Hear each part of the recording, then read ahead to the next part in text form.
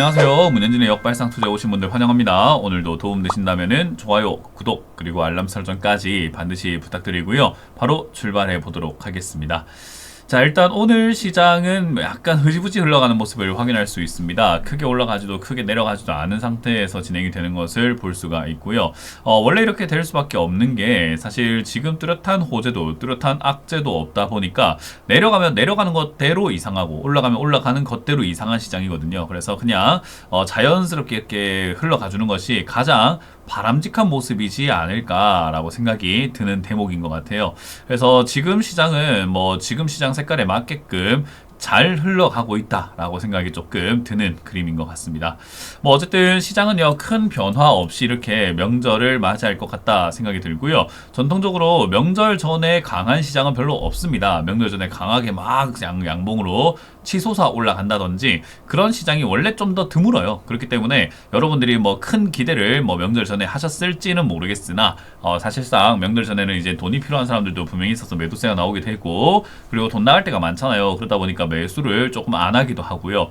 그런 단순한 이야기들 외에도 사실 불확실성이 가득하죠. 우리는 쉬지만 외교는 계속해서 진행이 될 것이고, 또 언제 어디서 어떻게 전쟁이 일어난다든지 금융적인 어떤 사고, 리스크 이런 것들이 발생될지 모르다 보니까 명절 전은 대표적으로 일반적으로 좀 약하게 흘러가는 경향이 있습니다. 그럼 이제 우리는 어떻게 해야 되는가? 이제 단기 관점과 장기 관점을 잘 나눠서 대응을 해야 하겠죠. 단기 관점, 짧은 관점에서 본다면은 최근에 이렇게 급등 나오거나 변동성이 좋은 대형주 위주로 매매를 한다든지, 예를 들어서 삼성전자 같은 경우도 변동성이 이렇게 오늘은 조금 덜한 거지만은 변동성이 이렇게 막 위아래로 흔들리면서 요동을 치잖아요. 현대차 같은 경우도 마찬가지로 계속해서 시가가 막 4, 5% 떴다가 밑으로 빠졌다가 막 완전히 왔다 갔다 한단 말이에요. 그러니까 이런 걸 가지고 단타 관점으로 대응을 하든지, 아니면 조금 더 긴 호흡으로 중장기 관점으로 이제 좀 모아가는 관점으로 대응을 하든지의 전략이 나올 것 같습니다. 그렇기 때문에 지금은 여러분들이 명절 이후를 노릴 것인가, 명절 전에 짧게 치고 나오는 그림을 노릴 것인가, 전략 싸움인 것 같습니다. 야구도 전 야구를 잘 모르지만요, 번트를 친다라는 건 알고 있거든요. 근데 번트를 칠 때 홈런을 치려고 번트를 치는 사람은 없잖아요. 그런 거랑 똑같은 개념이지 않나 싶습니다. 그래서 지금은 방망이를 짧게 쥐고 내가 바로 코앞에 보내서 뭔가 다른 것들을 좀 노려보겠다라고 한다면은 역시나 짧은 관점에서 단타하시는 게 맞는 것 같고, 그게 아니면 중장기 관점으로 모아가시기를 추천드릴 수밖에 없는 시장인 거죠.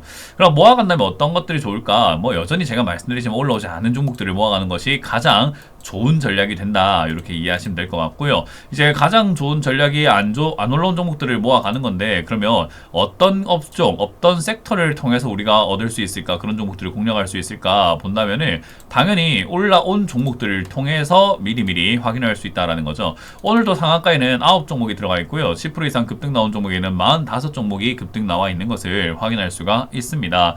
이제 45종목이 급등 나와 있는 이렇게 종목을 보니까 여러 가지 기업들이 올라와요. CJ 대한통운과 같이 이렇게 갑자기 택배 관련주가 올라오기도 하고요. 대신증권과 같이 증권 관련주가 올라오기도 하면서, 또는 대동기어와 같이 농업 관련주 이런 것들도 급등이 나오는 것을 확인할 수가 있고요. 유진로봇과 같은 로봇 관련주가 급등 나오는 것도 확인되고, 건설주인 대우건설도 급등 나오는 것을 확인할 수 있죠. 그 외에도 이마트와 같은 이런 마트 관련주들도 급등 나오는 것을 확인할 수가 있다라는 겁니다.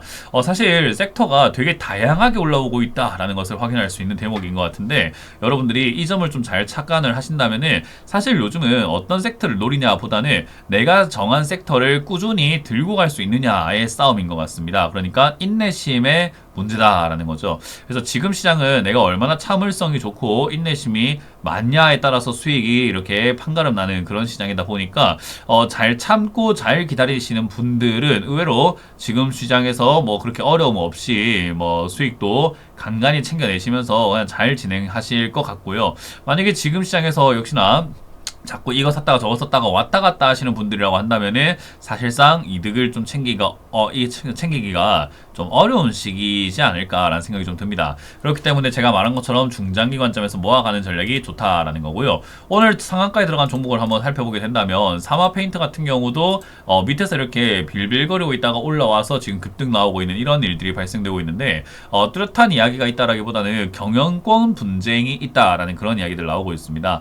경영권 분쟁을 하게 되면요, 서로 지분을 확보하기 위해서 겁나게 싸우거든요. 근데 내가 지분을 확보하는 것도 중요하지만 상대가 지분을 확보하지 못하게 하는 것도 좀 중요합니다. 그러면 같은 돈이라도 주가가 이렇게 올라오게 되면은 비싸지잖아요. 그러면 비싸진 만큼 상대가 매집을 하려고 한다면 지분을 더 많이 확보하기 위해서 돈이 더 많이 들어가겠죠. 그렇기 때문에 돈이 많은 쪽에서는요, 지분을 방어하기 위해서 일부러 끌어올려 버리는 경우들도 있습니다. 그렇기 때문에 그런 경영권 싸움을 하게 되면 서로 지분 확보를 한다든지 또는 주가를 올린다든지의 일들이 발생이 되다 보니까 거기에 대한 기대감으로 인해서 이렇게 주가가 올라가는 그런 현상들이 나타나고 있는 거죠.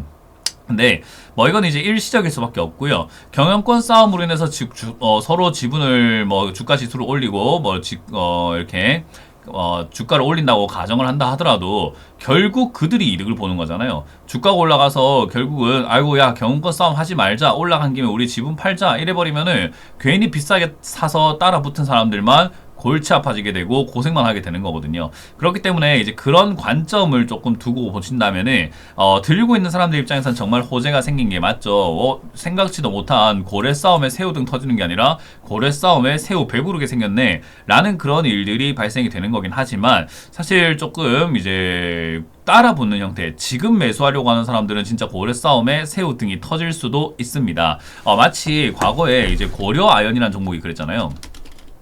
고려아연도 경영권 분쟁으로 싸우니 많이 해갖고 비싸게 산 사람들은 지금까지도 고통받고 있는 사람들도 있다라는 거고, 최근에 들어와가지고 다시 한번 올라가고 있습니다만은 지금 올라오다가 빠졌다가 하면서 고점에 산 사람은 전부 다 고생했다가 인제서야 탈출하려고 하는, 작년에 물렸던 건 인제서야 탈출하려고 하는 그런 일들이 발생이 되기도 합니다. 작년도 아니고 재작년이군요. 어쨌든 그러다 보니까 이게 오랫동안 고생할 바에야 이렇게 따라 붙는 형태를 매매하는데 옳지 않다. 그래서 사마페인트도 들고 계시는 분들은 이번 경영권 분쟁 이런 이슈를 통해서 팔아내면 좋을 것 같지만 그게 아니라면 따라 붙는 형태의 매매는 옳지 않다라는 거 기억하시면 되겠습니다. 그리고 플루토스 같은 경우도 바닥에서 올라오는 걸 확인할 수 있죠. 플루토스도 이제 금융회사다라고 보시면 될 것 같고, 이제 투자사들이 요즘에 신규 상장주 이런 것들이 좀 많다 보니까 신규 상장에 대한 어떤 지분이 부각이 된다던가 이런 내용들로 인해서 주가가 올라가는 경향이 있긴 합니다. 어쨌든 이런 것들도 일시적일 수밖에 없겠죠. 그래서 이런 건 일시적이지만은 그래도 강하기 때문에 들고 있는 사람들 입장에서는 좋을 수 있다. 그래서 이런 기업들이 올라올 때 우리가 생각해야 되는 것은 내가 저 종목을 들고 있었으면 수익 났네가 아니라 와 내가 저런 식으로 바닥에 있는 종목을 추가 매수했다면 탈출할 수도 있겠는데 저 정도의 상승에 내가 탈출한다면은 좋지 않을까라는 생각을 좀 하셔야 돼요. 그래서 이런 상승을 보면서 막 수익 났을 것 같다라는 생각보다도 내가 잘만 대응해서 추가 매수만 잘해준다면 야 어쩌면 이런 종목을 내가 가볍게 탈출하고 나올 수도 있겠다. 나의 오래된 캐캐 묵은 종목들을 정리할 수 있는 기회가 생기는 것도 아닐까. 약간 그렇게 해석을 하시면서 바라보시면 좋을 것 같습니다. 자, 웰캡스 하이텍도 마찬가지로 점 상한가 날아가는 걸 확인할 수 있죠. 바닥에서 올라올 때 이렇게 힘있게 올라오는 게 특징이에요. 그래서 바닥주들을 우리가 무시하면 안 된다라고 제가 항상 강조해 드리는 건데요. 역시나 바닥주들이 이렇게 올라올 때 힘있게 올라오다 보니까 내 종목들 탈출할 수 있는 기회가 많이 열릴 수도 있습니다. 그래서 그 점 참고하셔가지고 대응하시는 것이 좋겠다. 일단 웰캡스 하이텍 같은 경우도 지금 계속해서 홀딩해서 가져간다라기보다는 이번 올라올 때 잘 매도하시는 걸 추천드리고, 이 기업은 약간 우량하지 않은 기업이기 때문에 조심히 투자하시는 것이 맞다라는 전략을 드려보도록 하겠습니다. 자, 그리고 나노캠텍입니다. 나노캠텍도 지금 주가가 급등 나오고 있는데요. 나노 필터, 나노 마스크 이렇게 해가지고 옛날에 마스크 관련주로 급등이 나오기도 했었습니다. 근데 최근에 이제는 지금 딱히 이렇다 만한 이슈가 없긴 없는데 바닥에서부터 튀어오르는 그런 그림이 나왔습니다. 사실 이 회사도 우량한 회사는 아니기 때문에 여러분들이 관심을 두고 볼 만한 기업까지는 아닙니다. 그렇기 때문에 이 종목은 들고 계시는 분들이 1,000원대 넘어갈 때 매도하시는 거 추천드리면서 넘어가도록 하죠. 자, ADM입니다. 현대 ADM이라는 기업인데요. 요건 이제는 임상 관련주라고 생각하시면 되고, 신약 개발, 이런 제약 바이오 관련주라고 생각하시면 됩니다. 실적은 좋지 않지만 일단 신약 개발에 대한 기대감들로 주가가 올라가는 그런 모습 모습이 있다 이렇게 생각하시면 되겠고요. 한때 이렇게 계속해서 우상향하면서 튀어오르던 종목이다 보니까 계속해서 이어가고 있네요. 여기서 이제 우리가 얻을 수 있는 것은 야 진짜 제약 바이오 괜찮을 수도 있겠구나. 제약 바이오가 한참을 안 움직이더니 이제는 조금 좋을 수도 있겠구나 라고 생각하시는 것이 맞습니다. 그렇기 때문에 제약 바이오 관련주 제가 항상 모아가는 것이 좋다라고 말씀드리고 있으니까 그 점 참고하시면 되겠고요. DSC 인베스트먼트라든지 TS 인베스트먼트와 같은 이런 투자 관련주들이 퓨리오사 AI 뭐 그런 관련주로 엮여가지고 급등이 나오고 있습니다. 이런 기업들도 영원히 올라간다라고 할 수는 없어요. 그래서 이런 것들도 일시적으로 올라오게 되는데 투자 회사들은요 뭐 자꾸 일시적으로 막 튀어오르는 그런 경향이 있기는 합니다. 그렇기 때문에 여러분들이 이제 투자 회사 뭐 이런 인베스트먼트 회사를 갖고 있다면은 좋을 수 있고요. 제가 올 초 그리고 작년 말쯤에 인베스트라고 붙어 있는 종목들이 올라간다라고 그러니까 TV 상담에서 말씀드린 적이 있었거든요. 왜 이런 종목들이 올라갈 수 있느냐라고 하면은 이제 아무래도 새 정부가 들어서다 보니까 이제 투자 회사들에 대한 어떤 그 기대감들이 형성이 될 수 있다라는 겁니다. 그렇기 때문에 이제 이런 회사들이 좀 올라갈 수 있다라고 제가 여러 번 설명해 드렸는데 그 당시만 하더라도 주가가 올라가지 않았던 시기이기 때문에 역시나 미리 살 수 있었다라는 생각이 들죠. 그래서 미리 샀다면은 이득도 충분히 챙길 수 있지 않았을까 생각이 좀 듭니다. 그래서 항상 제가 여러분들께 힌트를 드리고 있으니까 도움되신다면 좋아요 그리고 구독 알람 설정 반드시 부탁드리도록 하겠습니다. 자 어쨌든 넘어가도록 하고요. 4x4라는 기업도 바닥에서 올라오고 있고 엑스페릭스라고 하는 기업도 바닥에서 올라오고 있습니다. 역시나 바닥에서 올라오는 이런 기업들이 굉장히 강하게 올라가는 특징이 있다라는 그런 장점이 있거든요. 그래서 바닥 종목들 제가 다시 한 번 더 말씀드리지만은 좀 관심 있게 보자. 바닥 종목들은 여러분들이 무시할 만한 정도의 수준이 아니라 정말 상한가 막 50%, 60%, 70% 이렇게 금방금방 올라가는 그런 특징이 있기 때문에 내가 정말 수익을 좀 크게 챙겨 나가고 싶다라고 하신다면 고점에서 단타 관점으로 대응하시는 것보다는 이런 저가 공략주, 저가를 공략을 하셔가지고 조금 수익률을 키워 나가는 전략이 훨씬 더 좀 유리하다라는 걸 기억하시면 됩니다. 두 종목 모두 장기적으로 보유하면서 멀리 볼 만한 기업까지는 아닙니다. 그렇기 때문에 멀리 보고 대응한다기보다는 단기 반등 때 잘 정리하고 나가자 이렇게 생각하시면 되겠고 둘 다 이거는 각각 4x4는 11,000원대에서 매도하시는 게 좋겠고 엑스페릭스 같은 경우는 4,000원 넘어갈 때 자리를 보고 대응을 해주시면 되겠다라고 조언을 드리겠습니다. 자 이렇게 보니까 오늘 상한가 들어간 종목들 뿐만 아니라 시장 자체가 사실 큰 특징은 없지만 바닥주가 움직인다라는 것을 우리가 계속해서 지금 힌트로 얻어갈 수가 있을 것 같습니다. 뭐 바닥주 매매를 안 해보신 분들은 도대체 바닥이 어딘가 싶기도 하고 바닥을 도대체 누가 맞춘다는 말이야 싶기도 하지만 바닥이라는 것은요 우리가 정확하게 토시 하나 틀리고 천장을 맞춘다 고점을 맞춘다 하지 않듯이 바닥도 맞추려고 하는 것이 아닙니다. 그냥 바닥 즈음에 사놓는 거예요. 그래서 싸다 싶은 자리에 사가지고 비싸다 싶은 자리에 팔아내는 게 사실 바닥 매매에 어찌 보면 근본이 되거든요. 그래서 이제 그 부분을 기억하셔가지고 너무 내가 완전히 최저점에 사려고 하시는 것보다는 그냥 저점 라인 즈음에 사서 모아간다. 내가 조금 더 비싸게 샀을 지연정 약간 모아간다면은 내가 조금 더 싸게 살 수 있도록 천천히 계속해서 매집을 해 나갈 수 있잖아요. 그래서 그런 관점으로 대응하시는 게 어떨까라는 조언을 드려보도록 하겠습니다. 자 이렇게 오늘 마무리 지어보도록 하고요. 다들 도움되셨다면은 좋아요, 구독, 알람 설정까지 반드시 부탁드리면서 마무리 지어보도록 하겠습니다. 지금까지 역발상 투자의 문현진 멘토였습니다. 고맙습니다.